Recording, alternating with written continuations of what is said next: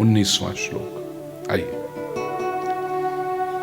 यस्य सर्वे समारंभाः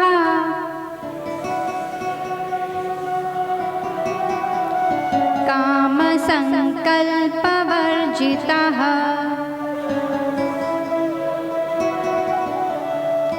ज्ञानाग्निदग्धकर्माणं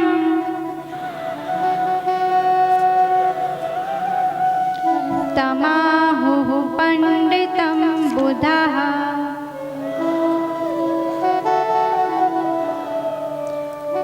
यस्य सर्वे समारंभाः काम संकल्प वर्जिताः। यस्य जिसके,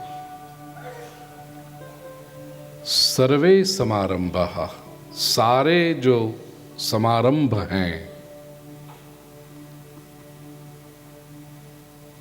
हिंदी और गुजराती भाषा में समारंभ शब्द का अर्थ हमने किया है कार्यक्रम। भोजन समारंभ में जाना है, विवाह समारंभ में जाना है, हम ऐसा ही समझते हैं। लेकिन संस्कृत में समारंभ का अर्थ होता है जिसका प्रारंभ किया जाए। समारंभ का सीधा साधा अर्थ है कर्म, क्योंकि कर्म को प्रारंभ करना पड़ता है। You have to begin it.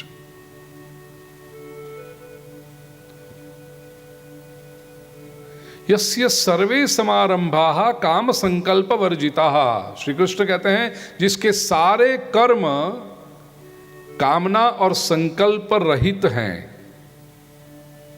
और ज्ञानाग्नि दग्ध कर्माणम, ज्ञान रूपी अग्नि से जिसके सारे कर्म जल गए हैं, ऐसे व्यक्ति को, तम उस व्यक्ति को बुधाः पंडितम आहुः। बुधा अर्थ है ज्ञानी जन। ऐसे व्यक्ति को ज्ञानी लोग पंडित कहते हैं। श्लोक को समझिएगा। कर्म का त्याग किए बिना कर्म के बंधन से मुक्त रहने का उपाय जो है, इस श्लोक में भगवान कहते हैं वो है ज्ञान। कर्म के बंधन से मुक्त रहना है तो लोगों को एक लगता है कर्म करो ही मत ना, तो फिर बंधन, कर्म करेंगे तो बंधन आएगा, कर्म करो ही मत। कृष्ण कहते हैं ये तो नहीं हो सकता। कर्म न करने में नुकसान है, आपकी शक्तियां वैसी की वैसी रह जाएंगी। तो आपकी शक्तियों का उपयोग करना है, आपकी समझदारी का उपयोग करना है, सदुपयोग करना है, सत्कर्म करने, और उसके कर्म बंधन से मुक्त रहना है, तो उसका उपाय है ज्ञान। ज्ञानी व्यक्ति, और यहां पर जो भगवान कहते हैं बुधाः पंडितम आहुः, जिसको पंडित ज्ञानी लोग पंडित कहते हैं, वैसा व्यक्ति शरीर से सभी प्रकार के कर्म करते रहता है, लेकिन भीतर से बिल्कुल मुक्त रहता है। वो पंडित है। बंधन केवल अज्ञान की वजह से है। पंडित कौन? मैं मजाक में कई बार कहता हूं, हमने पंडित शब्द को इतना डिग्रेड कर दिया, इतना सस्ता बना दिया पंडित को। लोग पान वाले के पास जाके कहते हैं पंडित जी चूना ज्यादा। ये पंडित का काम चूना लगाने का? भेलपुरी वाले के पास जाके पंडित जी तीखा ज्यादा। पंडित નું કામ મરચા નાખવાનું છે? पंडित वो नहीं है। पंडा विद्यते यस्मिन् स पंडितः। पंडा नाम ब्रह्म विद्या। ब्रह्म विद्या जिसके पास है वो पंडित।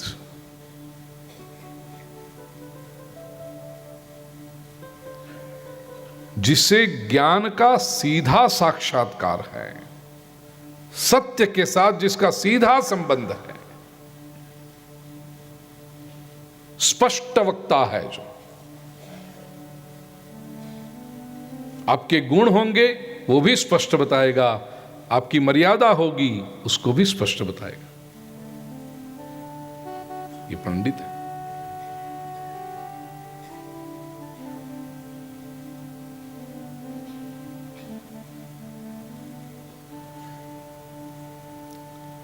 सर्वत्र, शंकरानंद जी अपने भाष्य में लिखते हैं, सर्वत्र ब्रह्म मात्र अवगाहिति अखंडात्मिका वृत्ति ही अस्य संजात इति पंडितः। जिसे सर्वत्र ब्रह्म मात्रत्व विषय करने वाली, सभी जगह ब्रह्म के दर्शन करने वाली अखंड स्वरूप वृत्ति प्राप्त हुई है, या इदम सर्वम ब्रह्म, ये सब ब्रह्म है, ऐसी पंडा, ऐसी बुद्धि जिसको प्राप्त हुई है वो पंडित।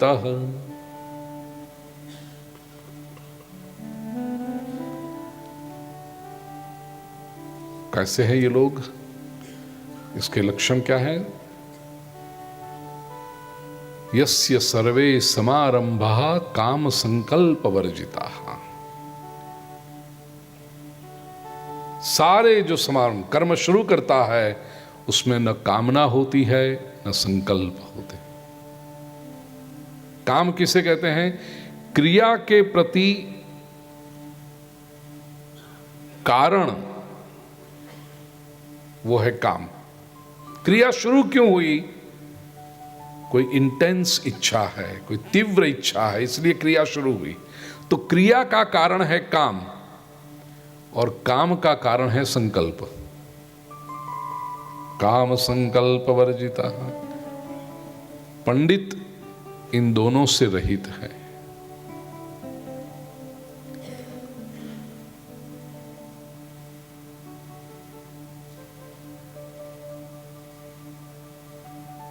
जैसे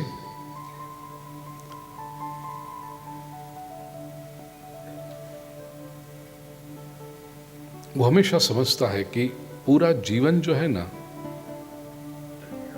परमात्मा ने जो तय किया है तदनुसार हो रहा है।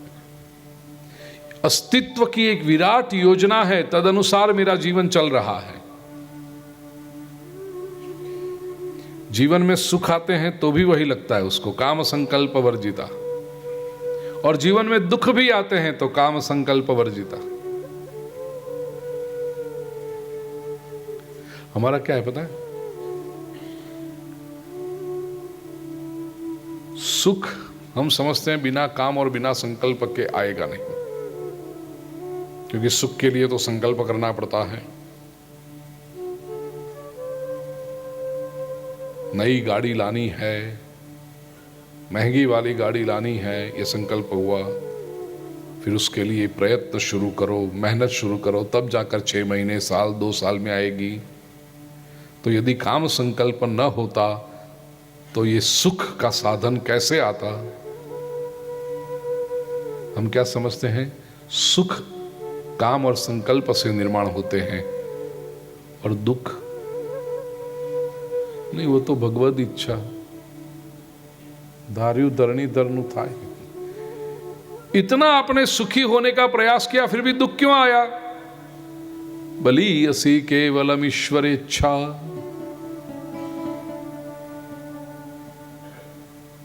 पहले के समय में किसी की मृत्यु हो जाए ना तो काड़ोत्री लिखते थे, पुष्कार ऐसा लिखते थे। अभी पता नहीं, व्हाट्सएप करते होंगे, पुष्कार लिख। मैंने ऐसे पुष्कार लिखे हैं बचपन में, उसमें मुझे पता है। तो ये गांव के इनके ये सब रिलेशन बता करके इनका, अच्छा पहले तो वाक्य लिखते थे, लुगड़ा उतारी नवाज जो।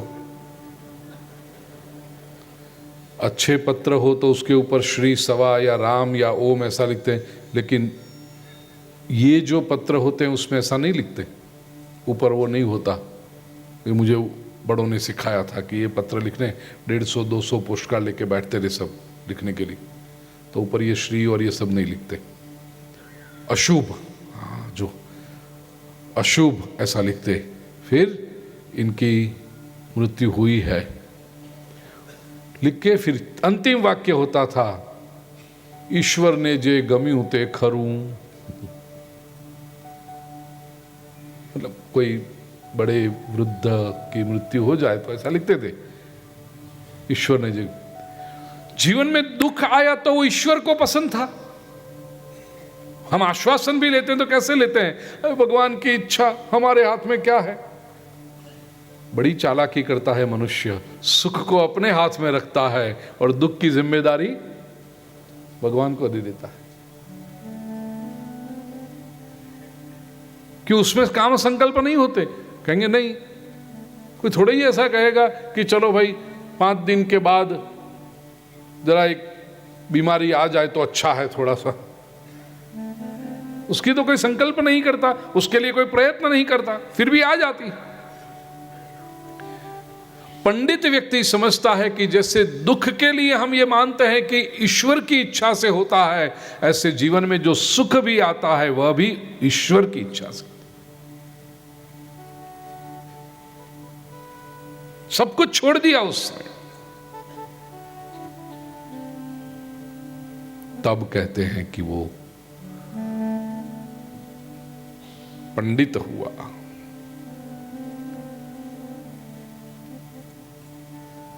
ईश्वर की योजना को स्वीकार करके वो अपना जीवन चलाता है, ऐसा आत्मज्ञ व्यक्ति है।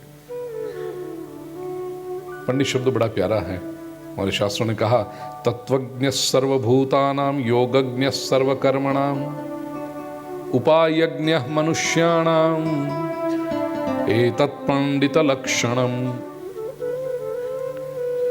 तत्वज्ञ सर्वभूतानां,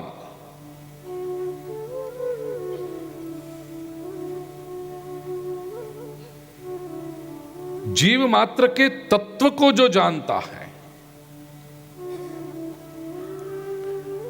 योगज्ञ सर्वकर्मणाम, सभी कर्मों को योग में बदलने की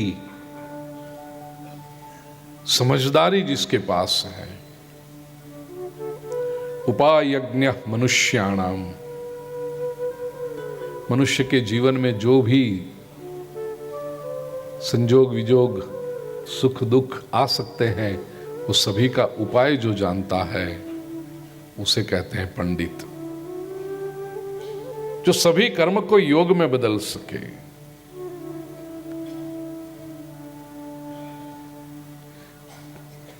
एक महापुरुष बहुत सुंदर कहते थे, हम क्या करते हैं, कर्म का संबंध अपने आप से जोड़ते हैं, और चूंकि कर्म का संबंध हम अपने से जोड़ते हैं, इसलिए उस कर्म का संबंध प्रभु से नहीं हो पाता। यदि हम कर्म का संबंध अपने से न जोड़ें तो फिर उस कर्म का संबंध प्रभु के साथ जुड़ेगा, क्योंकि यूज टू ज्वाइन योग। तो अज्ञानी व्यक्ति तो किसी को भी पंडित कहेगा। रामचरितमानस में गोस्वामी तुलसीदास जी कहते हैं, पंडित सोई जो गाल बजावा, वो पंडित नहीं। बुधा शब्दों पे यदि ध्यान देंगे आप, भगवान श्री कृष्ण ने कितनी सुंदर तरीके से रखा। तमाहु पंडितम बुधाः, तम बुधाः पंडितम आहु। ऐसे व्यक्ति को ज्ञानी लोग पंडित कहते हैं। कृष्ण चाहते तो न कह सकते ऐसे लोगों को मैं पंडित मानता हूं, बात तो यही है ना। लेकिन कृष्ण ने अपने नाम से नहीं रखा ये, इसमें भी भगवान ने निरहंकारिता दिखाई है। ज्ञानी लोग ऐसे व्यक्ति को पंडित कहते हैं। भगवान ने वहां पर अपना अहंकार नहीं दिखाया। तो इन शॉर्ट, पंडित वो है जिसने कामना का त्याग किया है। संसार में क्या होता है, कामना का स्वरूप बदलता है, कामना के विषय बदलते हैं, कामना के साधन बदलते हैं।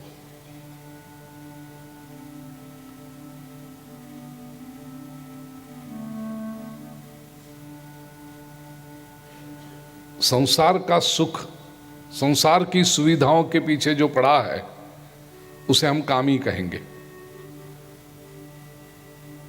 लेकिन स्वर्ग के सुख के लालच के पड़ा है वो, उसे कह के नहीं वो तो धार्मिक। क्या हुआ? केवल कामना बदल गई, यहां की सुविधाओं को छोड़ करके आप उस सुख के पीछे पड़े। डेढ़ वार का या 1500 2000 फीट का 2-3 बेडरूम का फ्लैट चलाना था, घर चलाना था, उसको आपने संसार ही कहा। लेकिन 50 एकड़ का आश्रम चलाए, मंदिर मठ, आप कहोगे नहीं वो तो महात्मा। अरे उसकी जिम्मेदारी कितनी बढ़ गई।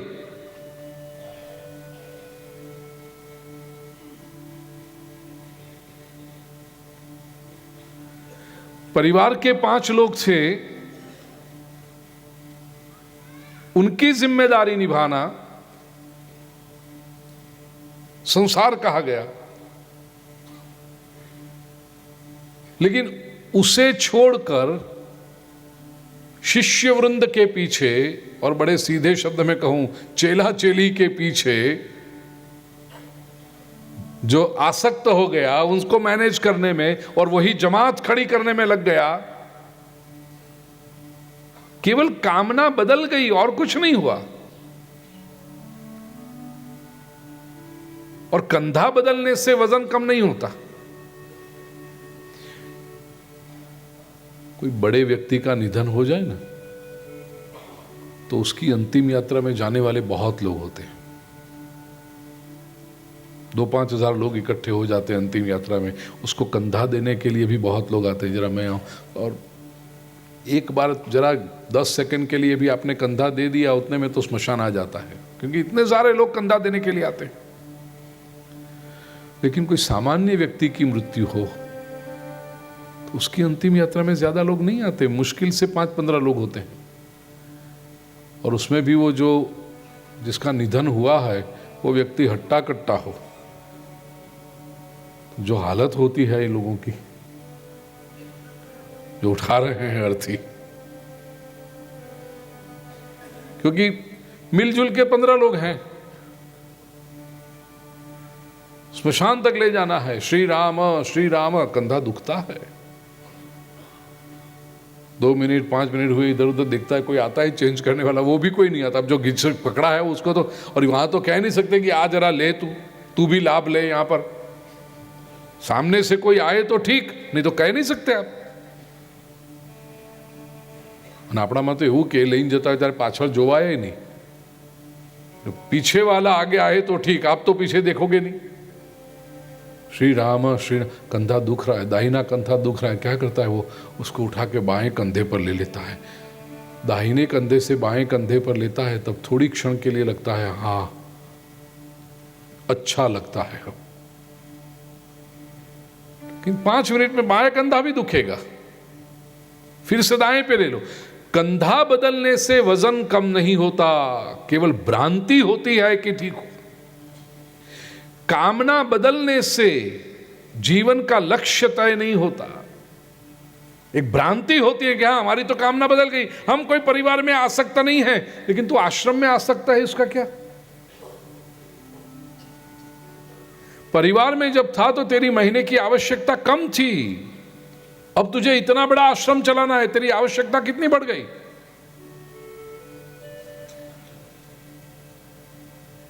श्री कृष्ण कहते हैं जिसने कामना संपूर्ण रूप से छोड़ दी, काम संकल्प वर्जिता सर्वे समारंभा, कार्य तो बहुत करते हैं लेकिन कामना के रहित करते हैं, उन्हें बुधाहा ज्ञानी लोग पंडित कहते हैं।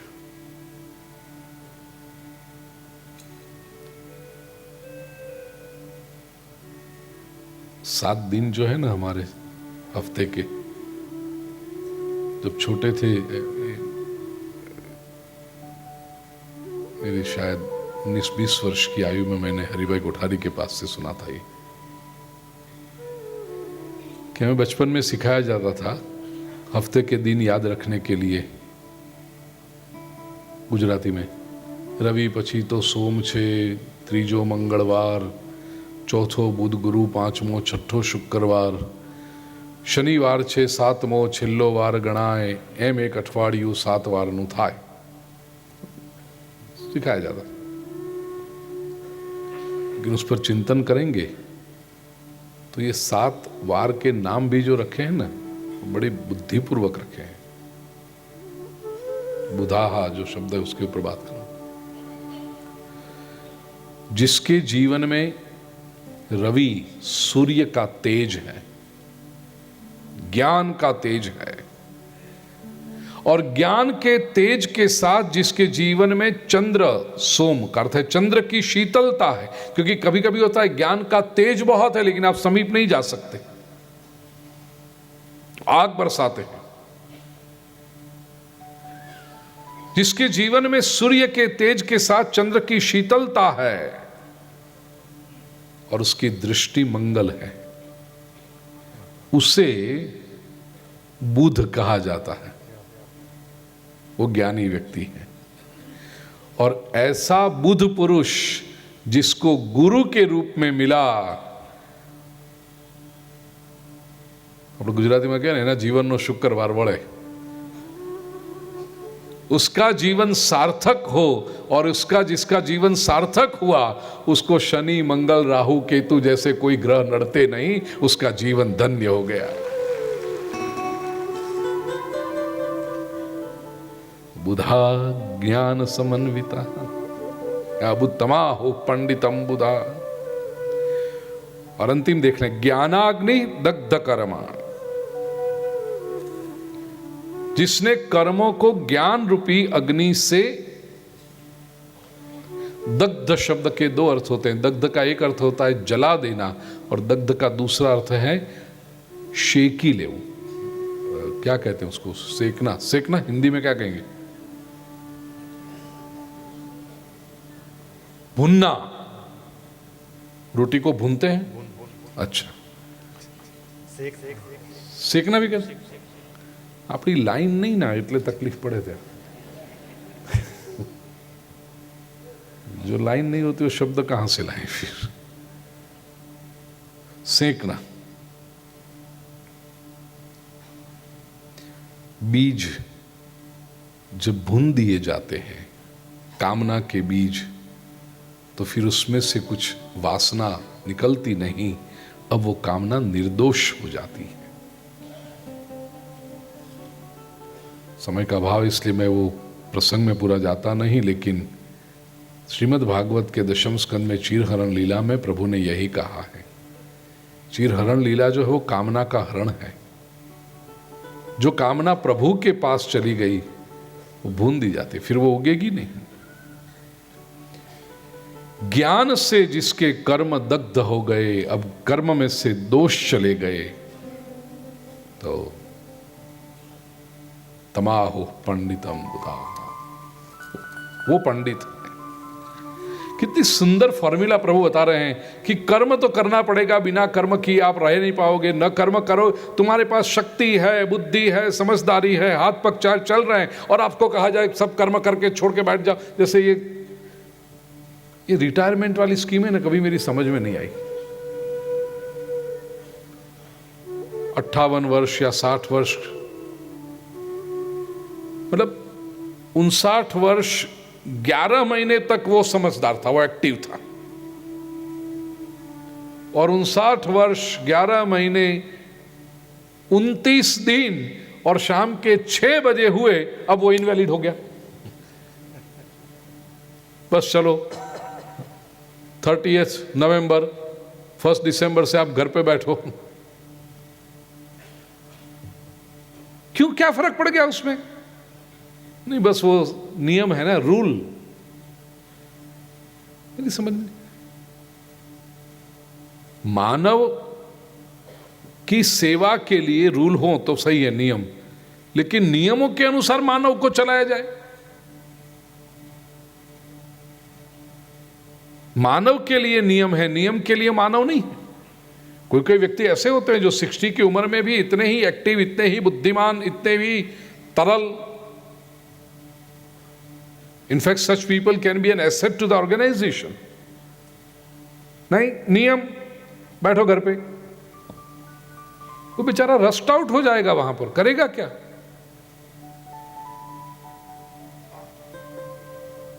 ऐसे कई लोग हैं संसार में, जीवन में, जिनके पास बहुत बुद्धि है, बहुत कर्तृत्व शक्ति है, ऊर्जा है,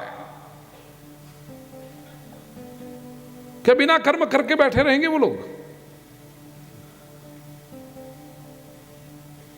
ज्ञान रूपी अग्नि में जिसकी कामनाएं जल गई, अब जो कर्म करेगा वो तो बहुत अच्छा करेगा। अपेक्षाएं नहीं रही, तृप्त है वो। 25, 27, 28, 30 साल की उम्र में चलो वो काम करता था, पगार के लिए करता था, क्योंकि जिम्मेदारी थी, घर चलाना था, बच्चों को पढ़ाना था, सब करना था। अब सब कुछ सेट हो गया है, अब सैलरी मिले न मिले उससे फर्क नहीं पड़ता। अब तो उसकी ये अभिलाषा है कि जीवन भर का जो अनुभव पाया है वो बांटना है। ऐसा व्यक्ति जब देने चला है, आप ना कह दो कि नहीं घर में बैठो, उसके अनुभव का लाभ लीजिए। निष्काम होकर के जब व्यक्ति देने चला है, तमाहु पंडितम बुधा। अगला श्लोक 20वां। त्यक्त्वा कर्मफला संगम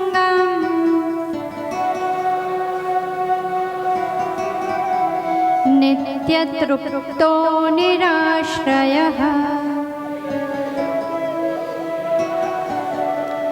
कर्मण्यभिप्रवृत्तोऽपि नैव किंचित् करोति सः।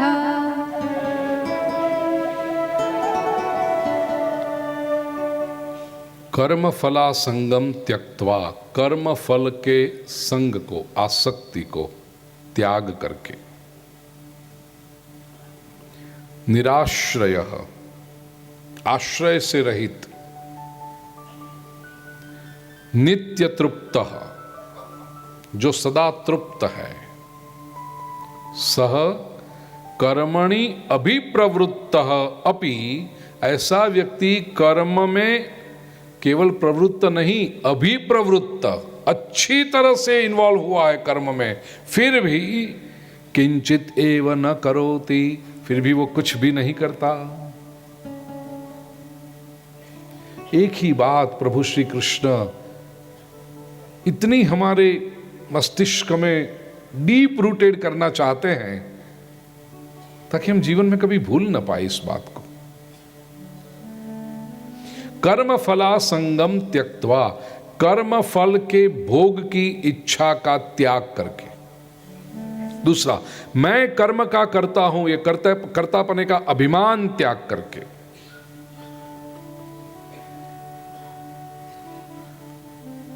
शंकर भाष्य में श्रीमद् आदि शंकराचार्य जी कहते हैं, त्यक्त्वा कर्मसु अभिमानम फला संगंच। कर्म का संग और फल का संग, त्यक्त्वा कर्म फलासंगम, कर्मासंग और फलासंग दोनों आ गए उसमें, वो छोड़ करके। मैंने किया, यह बात कर्म में अभिमान ले आती है, उसको छोड़कर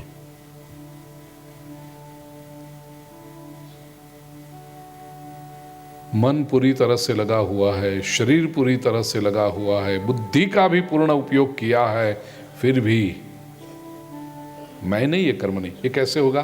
केवल आत्मबुद्धि से होगा। व्यक्ति को जब लगे कि मैं आत्मा हूं, न मैं शरीर हूं, न मैं मन हूं, न मैं बुद्धि हूं। मनोबुद्धि अहंकार चित्तानि नाहम, न च श्रोत्र जिह्वे न च घ्राण नेत्रे, न च व्योम भूमिर्न तेजो न वायु, चिदानंद रूप शिवोहम शिवोहम। ये बात जब मनुष्य के मन में स्थिर हो तो यदि मैं आत्मा हूं, इस शरीर को मैं क्या कैसे कह सकता हूं, ये इंद्रियों को मैं कैसे कह सकता हूं, ये मन और बुद्धि को मैं कैसे कह सकता हूं, ये मैं हूं ही नहीं। और कर्म कैसे हुआ है? शरीर से, इंद्रियों से, मन से, बुद्धि से, जो मैं नहीं हूं। इसका अर्थ ये कर्म मैंने किया, ऐसा मैं नहीं कह सकता।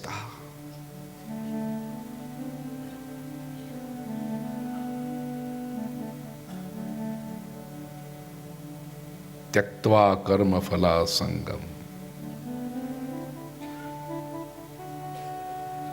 नित्य तृप्त और निराश्रय। निराश्रय का अर्थ किसी का भी आश्रय नहीं। आश्रय का किसी साधन के सहारे पुरुषार्थ की सिद्धि चाहना, इसको कहते हैं आश्रय। इनकी यदि मदद लूंगा, इसकी यदि मदद लूंगा तो मेरा काम बन जाएगा, तो ये आश्रय लिया। भक्ति मार्ग में जिसको आश्रय कहते हैं वो अलग संदर्भ में है। मैं वेदांत की परिभाषा में आश्रय की बात जो भगवद गीता में श्री कृष्ण भी कह रहे हैं वो, उस पर हम चिंतन कर रहे हैं। यहां से मुझे कहां जाएंगे? मुंबई जाना है। तो मुझे पता है कि चल के जाऊंगा तो शायद 15-20 दिन हो जाएंगे और जल्दी पहुंचना है। ट्रेन में बैठूं। अब ये जो ट्रेन में, वेदांत की परिभाषा में मैंने ट्रेन का आश्रय लिया। मेरी जो कामना थी कि मुंबई पहुंचना है, उस कामना को सिद्ध करने के लिए ट्रेन का आश्रय लिया। क्यों? क्योंकि मुझे लगा यदि इसके पास जाऊंगा, इसके साथ में जुड़ जाऊंगा तो मेरा पुरुषार्थ सिद्ध हो जाएगा, मेरी कामना सिद्ध हो जाएगी। ये संसार में दूसरे के पैर पकड़ने की जरूरत कब पड़ती है? पहली बात तो जब आप में कामना हो, उस कामना को सिद्ध करना हो, सिद्ध करने की जल्दबाजी हो, अधीरापन हो, तब लगता है इसके पैर पकड़ें, इसके साथ जाएं, इसको कहो ना कुछ बात बना दे अपनी, इसके साथ कर लें। आश्रय।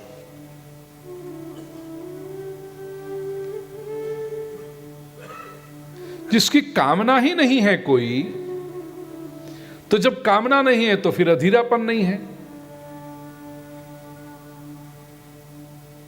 हम प्रयत्न करेंगे, हुआ तो ठीक, न हुआ तो, फल की अभिलाषा नहीं है। मैंने जो सोचा है वही हो जाए तो फिर आश्रय लेना पड़ता है, किसी की मदद लेनी पड़ती है। यही हो परिणाम, ऐसी अपेक्षा ही नहीं है। ऐसा व्यक्ति निराश्रय।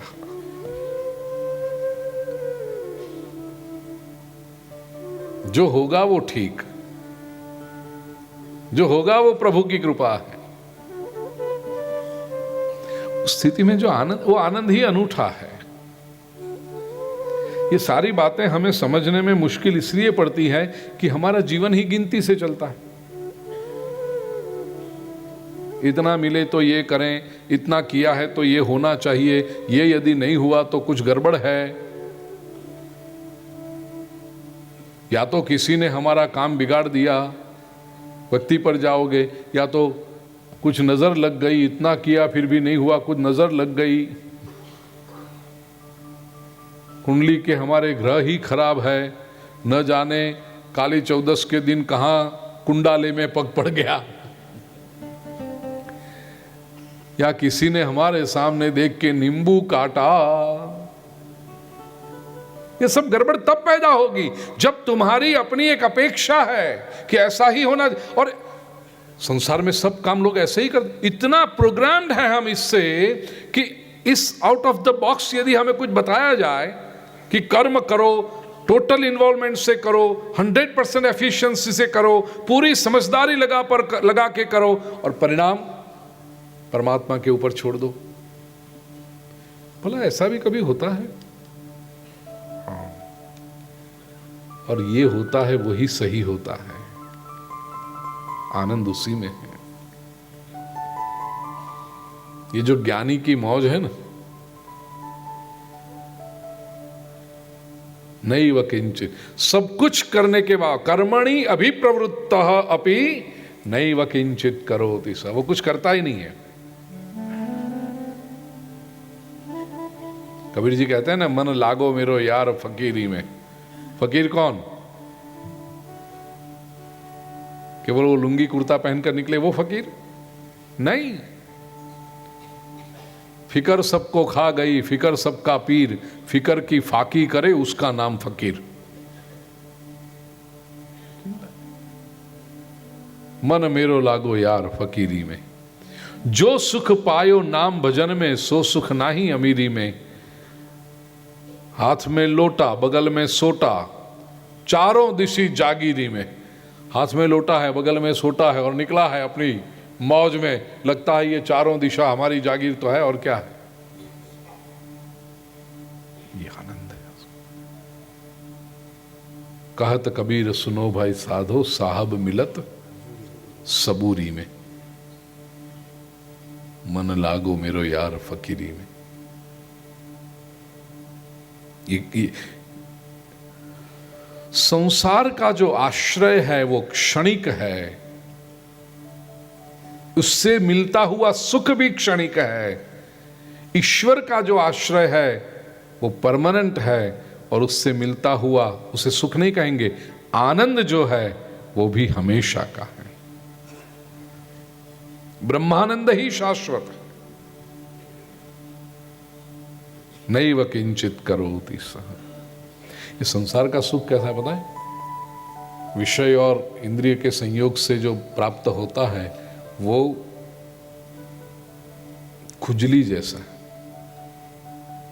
कोई स्किन डिजीज होता है ना, खरजू, दाद खाज, जो भाग्यशाली को हुआ होगा उनको पता होगा। जो खाज होता है, खरजू, खुजली बहुत आती है उसमें, और शुरुआत में तो खुजली करने का जो मजा आता है, કેટલા લોકોએ લીધો છે આનંદ, ખરજવાનું ખંજવાળવાનું, बहुत मजा आता है।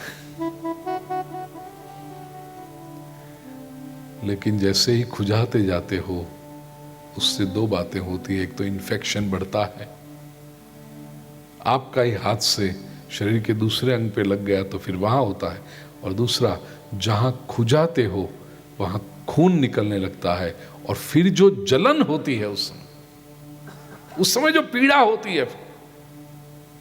लेकिन फिर भी आप देखना, जिनको खुजली हुई है ना, एक बार अभी पीड़ा हो गई तो पता चलना चाहिए ना कि खुजली करने से बाद में पीड़ा होती है।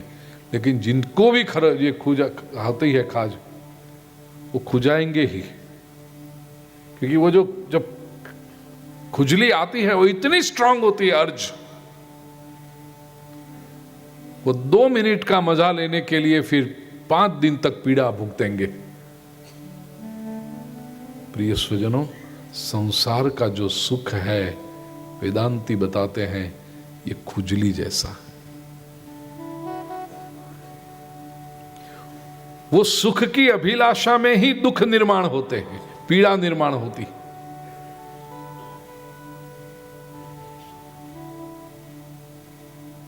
ब्रह्मानंद जो है वो शाश्वत है, और निजी आनंद में जो रहता है, नैव किंचित करोति सः, उसे अहंकार नहीं होता। और उसके लिए क्या है, सब कुछ करने के बाद भी मैं कुछ नहीं कर। जैसे नाटक का कलाकार हो, नाटक में उसने अत्यंत श्रीमंत व्यक्ति का अभिनय किया, लेकिन वो खुद रहता है एक बेडरूम के फ्लैट में, तो उसको पता है ये 2.5 घंटे का नाटक है। जैसे ही पर्दा पड़ा, मेरा कवर मुझे हाथ में मिल गया, रिक्शा पकड़ के मुझे 1 बेडरूम के फ्लैट में जाके सो जाना। यहां नाटक में तो बड़ा बंगले का मालिक, श्रीमंत व्यक्ति का रोल किया है उसने, और अच्छी तरह से किया है, लेकिन उसको वास्तविकता पता है अंत में मुझे। और समझ लीजिए कभी उसने नाटक में भिखारी का भी रोल किया, जो खाने का नहीं था उसके पास, रोता था, ऐसा भी अभिनय किया।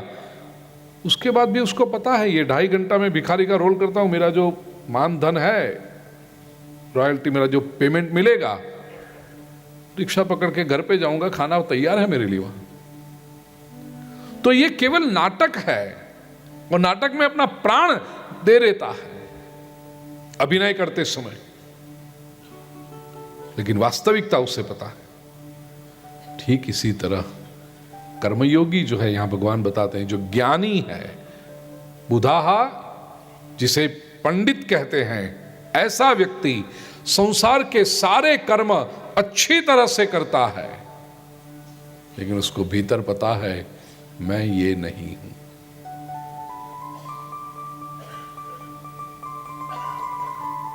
श्रीमंत का रोल करते समय वो खुश भी नहीं होता, अरे वाह मेरा तो बंगला बन गया, नहीं, वो बंगला 2.5 घंटे का है।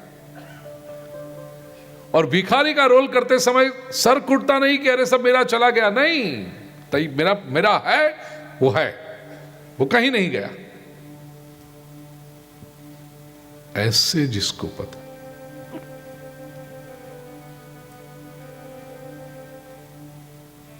कबीर जी याद आ रहे हैं आज। कबीर जी का एक और भी वो भजन है ना, चदरिया झीनी रे झीनी, राम नाम रस भीनी, चदरिया झीनी रे।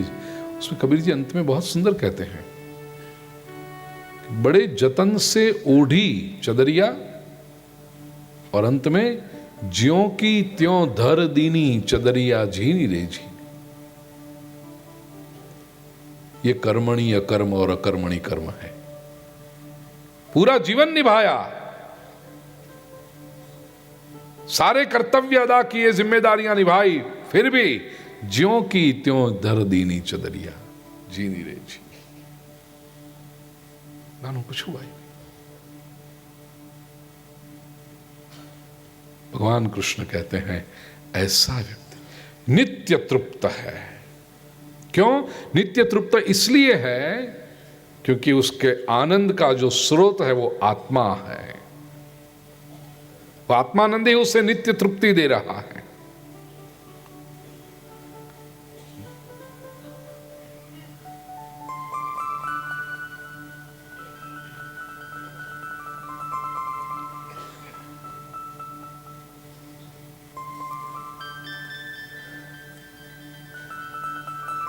गूंगे केरी सरक, कबीर देखो फिर से, मुख में मिश्री रखी हुई है,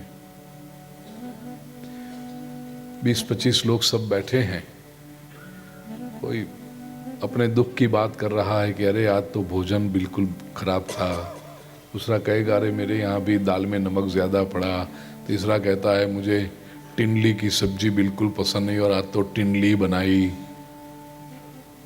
चौथा कहता है आज मेरा बेटा फेल होके आया, पांचवा कुछ कहता है। सब बैठे ना, इसमें एक व्यक्ति ऐसे ऐसे मंद मंद मुस्कुराता हुआ। सब लोग पूछते हैं अरे भाई हम सब हमारी पीड़ाओं का वर्णन कर रहे हैं, मजा आ रहा है तुम्हें हमारी पीड़ा से? कहता है नहीं, तुम लोग दुखी हो तो मुझे भी दुख है उसका, तुम्हारे दुख में से मैं मजा नहीं ले रहा, तो फिर तुम इतने प्रसन्न क्यों हो? वो कहता है मेरे मुख में मिश्री है, उसका जो स्वाद आ रहा है ना वो इतना अच्छा लगता है, तो तुम्हारी पीड़ा में से मैं मजा नहीं ले रहा। मेरे सुख का, मेरे आनंद का स्रोत कहीं बाहर नहीं, मेरे भीतर ही है। और मिश्री तो फिर भी, मैं बार बार कहता हूं, दृष्टांत को बहुत ज्यादा खींचना मत, मिश्री तो फिर भी बाहर का एक पदार्थ है जिसके आनंद का स्रोत आत्मा में है। नित्य तृप्त, प्रतिक्षण जो इसका अनुभव कर रहा है, अब उसको क्या चाहिए?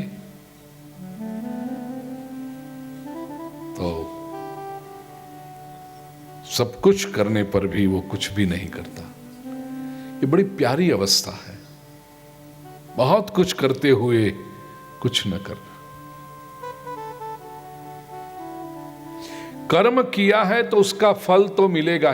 गीता जब बार बार कहती है ना, कर्म के फल की अभिलाषा छोड़ दो, फल को मत मांगो, तो लोगों को डर लगता है, मतलब हमने इतना सारा किया कराया व्यर्थ जाएगा। आप फल की अभिलाषा नहीं रखोगे तो फल नहीं आएगा, ऐसा नहीं है, फल तो आएगा, आप उसकी इच्छा छोड़ो। और बिना फल की इच्छा से जो कर्म करोगे उसका आनंद ही। हमने 3 तरह के गीत गाने वाले देखे हैं। एक, जब हम स्कूल में थे, हमें हफ्ते में एक बार संगीत का पीरियड आता था, तब पढ़ाते थे संगीत शिक्षक। वे भी जानकार ही होंगे, सब सुर ताल का उनको पता होगा।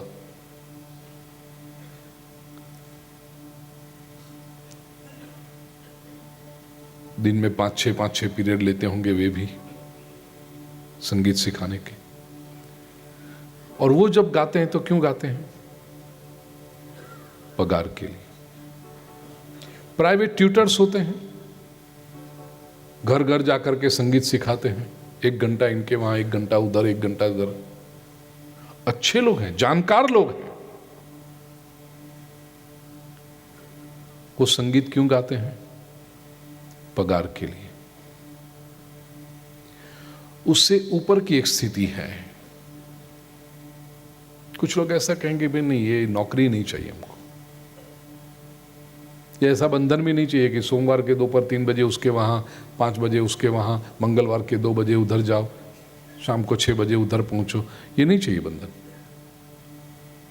हम तो जब अपना प्रोग्राम आएगा, भले हफ्ते में 1 या 2 ही हो, लेकिन अपना प्रोग्राम अपनी तरह से करेंगे। वैसे भी लोग होते हैं, वो भी गाते हैं, ठीक है, उनको भी संपत्ति की जिम्मेदारी है, संसार की, उसमें कोई बुरी बात है नहीं, पैसे लेते हैं, लेकिन उनको पैसे से अधिक लोगों की तालियां बजे, वाह वाह हो, उससे उनको आनंद मिलता। पैसा एक बाय प्रोडक्ट है, लेकिन नाम बने, अरे उनके कार्यक्रम में गए थे, इनको आपने सुना क्या, क्या गाते हैं, वाह वाह, उनको ये अभिलाषा ज्यादा होती। देखिए, वो प्राइवेट ट्यूटर है या स्कूल का टीचर है, वो पगार मिल गया, उसको कोई वाहवाही कौन करेगा? वो तो 1 to 1 करता है, 1 on 1 है। संगीत के जानकार वो भी हैं, लेकिन उनकी कक्षा एक, दूसरे जो कार्यक्रम देते हैं उनकी कक्षा अलग। और तीसरे कुछ ऐसे लोग हैं, न उनको संगीत से पैसा चाहिए, न वाहवाही चाहिए, न सम्मान चाहिए, न तालियां चाहिए, वो गाते हैं केवल निजानंद के लिए। घर में अकेले बैठकर, या स्वामी हरिदास जी, तानसेन के गुरु, दृष्टांत पता होगा, शहंशाह अकबर ने बुलावा भेजा, तानसेन नवरत्नों में से एक, संगीत का माहिर। दुनिया भर के लोग आते थे अकबर के सामने अपनी कला का प्रदर्शन करने के लिए, कि अकबर को यदि हमारी कला पसंद आ जाए और हमारा सम्मान करें, नवरत्नों में स्थान मिल जाए। अकबर स्वयं संगीत के बड़े जानकार थे, दुनिया भर से संगीतकार आते, उनका कला को सुनते, प्रशंसा भी करते, इनाम भी देते, लेकिन कहते हैं तानसेन की बराबर के नहीं हो तुम, तानसेन तानसेन। एक बार अकबर को विचार आया ये कि दुनिया भर के संगीतकार आते हैं, कोई तानसेन की बराबरी नहीं कर सकता, इतना महान संगीतकार है तानसेन, तो तानसेन जिसके पास से सीखा होगा उसको, उसके गुरु कैसे होंगे?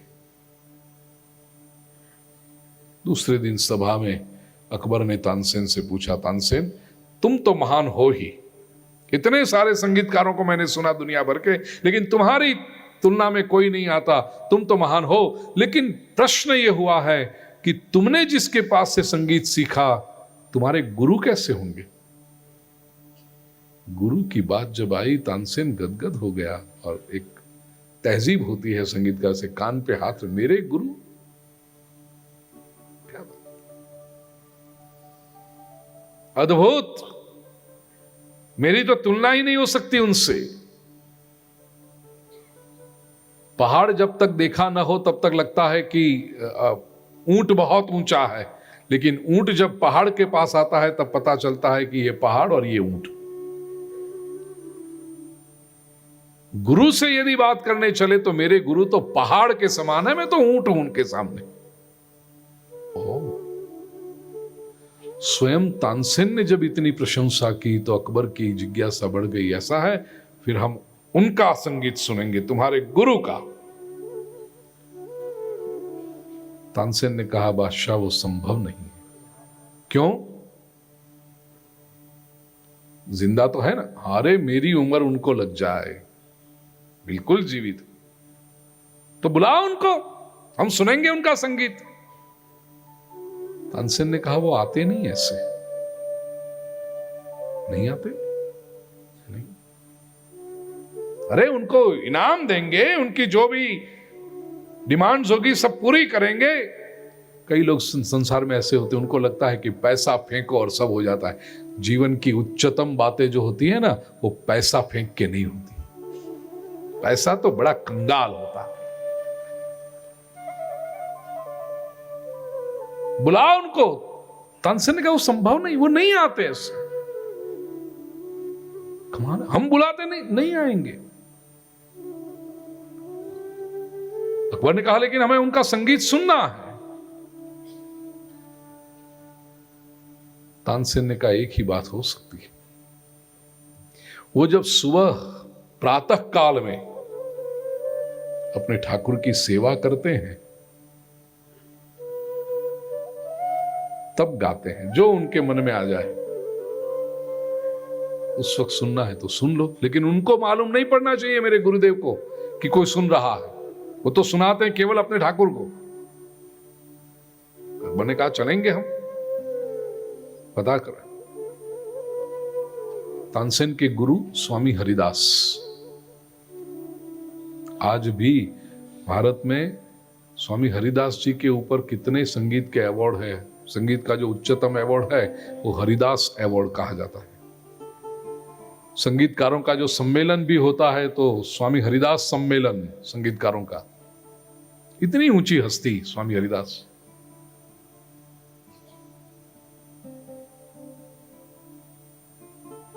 दिसंबर महीना था, ठंडी के दिन, दिल्ली के बाहर ही जमुना जी के किनारे पर एक छोटी सी पर्णकुटी बना करके स्वामी हरिदास वहां रहते थे उस समय। 3 बजे उठ जाते, जमुना जी में स्नान करके 3:30 पौने 4 बजे उनकी सेवा शुरू होती। और उस समय तानपुरा लेकर के ठाकुर जी के सन्मुख कीर्तन, वही उनकी सेवा।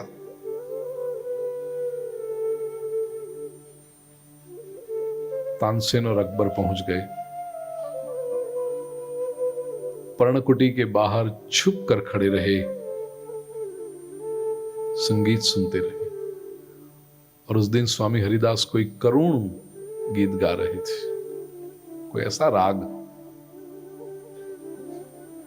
दोनों की आंखों से अश्रु बहते रहे।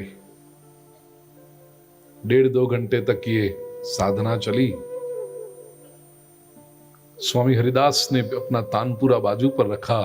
तानसेन ने अकबर से इशारा किया, चलो अब निकल पड़े।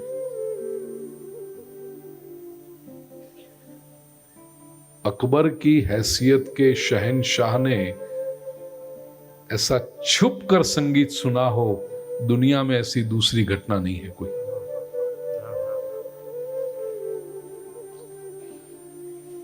रास्ते में जाते समय तानसेन ने इशारा किया, बिल्कुल सूखे पत्तों का भी आवाज नहीं होनी चाहिए।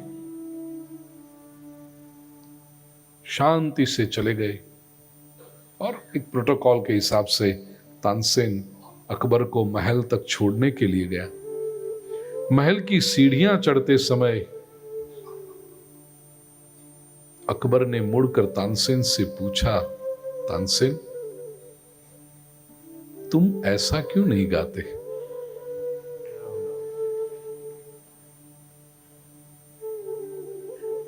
तानसेन ने कहा, जहां पना मैं ऐसा गा भी नहीं सकता। क्यों? तानसेन कहता है, जहां पना मैं दिल्ली के बादशाह के लिए गाता हूं और मेरे गुरु दुनिया के मालिक के लिए गाते हैं। ये जो फर्क है, मैं गाता हूं क्योंकि मुझे सभा में स्थान चाहिए, नवरत्नों में भूमिका एक चाहिए। ठीक है, चलो संपत्ति बहुत हो गई, फिर भी एक सम्मान चाहिए, समाज में प्रतिष्ठा चाहिए, इसलिए गा रहा हूं। और मेरे गुरु इसलिए गा रहे हैं क्योंकि उनको कुछ नहीं चाहिए। अकबर की समझ में नहीं आई ये बात, कुछ नहीं चाहिए फिर भी गा रहे हैं। हाँ, भला ये कैसे हो सकता है? पूछता रहा, ये भला कैसे हो सकता है? न संपत्ति चाहिए, न इनाम अकराम चाहिए, न प्रतिष्ठा चाहिए, न वाहवाही चाहिए, कुछ भी चाहिए नहीं, कुछ नहीं चाहिए, फिर भी कहा। भगवत गीता का कर्मयोग जब हम सुनते हैं तो हमारे मन में भी यही प्रश्न आता है, ये कैसे हो सकते हैं कर्मयोगी?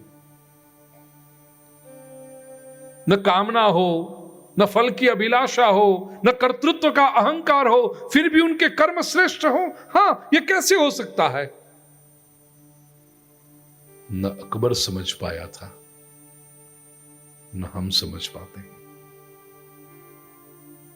क्योंकि अकबर भी गिनती से चलता था, हम भी हिसाब से चलते हैं। और अध्यात्म के विश्व में आनंद की अनुभूति के लिए यह हिसाब की डायरी को बाजू पर रख देना पड़ता है।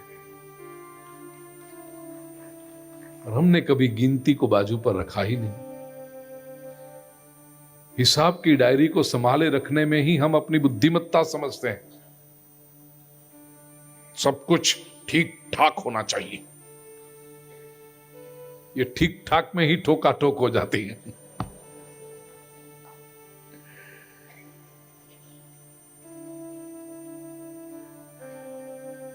जहां हिसाब बाजू पर रखा, जहां अपेक्षाएं बाजू पर गई, जहां अहंकार को बाजू पर रख दिया, वहां जो होता है, नैव किंचित करोति सः, ये आनंद ही अनूठा है। और उस वक्त जो फल, जो मैं कह रहा था कि कर्म फल की अपेक्षा छोड़ देने से फल नहीं आएगा, ऐसा नहीं, इनफैक्ट श्रेष्ठ आएगा। और वो जो फल आएगा वो प्रभु का प्रसाद माना जाएगा। मैंने तो कोई अपेक्षा की नहीं थी, तो अब जो मिला है मेरे प्रभु का प्रसाद है। निराश, नित्य तृप्त,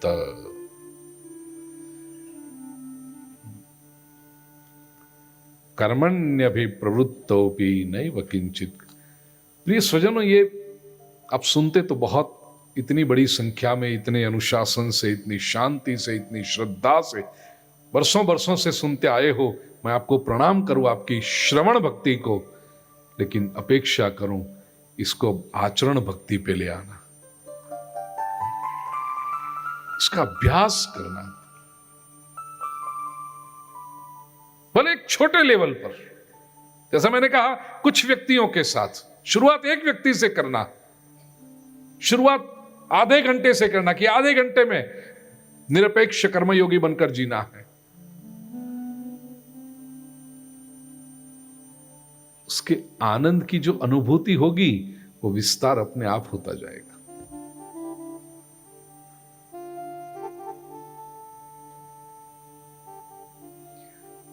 सामान्य व्यक्ति ऑफिस के 50,000 रुपए बैंक में जमा करने जाएगा तो उसको कितना टेंशन होता है। उसके अपने तो है नहीं, ऑफिस के हैं, सेठ के हैं, दूसरा व्यक्ति बड़ी से बड़ी कारोबार करे, लेन देन करे, कोई टेंशन नहीं, हो रहा है, इशारा कर देता है, दे देना, इनको पहुंचा देना, ठीक है, चेक पहुंच जाए, चेक पहुंच जाए, हो जाएगा। नैव किंचित करो।